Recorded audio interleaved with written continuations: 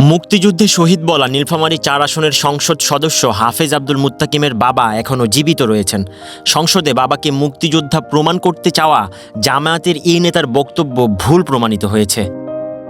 চলতি অধিবেশনে পরিবারের মুক্তিযুদ্ধে অবদানের কথা বলতে গিয়ে তিনি বলেন, তার বাবাসহ পরিবারের ৪৭ জন মুক্তিযোদ্ধা রয়েছে। এরপর নেটিজেনরা তার হলফনামা অনুসন্ধান করতে শুরু করেন। হলফনামায় দেখা যায় সংসদ সদস্যের জন্ম ১৯৮১ সালের ১০ই জানুয়ারি। সে অনুযায়ী হলফনামা জমা দেওয়ার সময় তার বয়স ছিল ৪৪ বছর ১১ মাস ২০ দিন।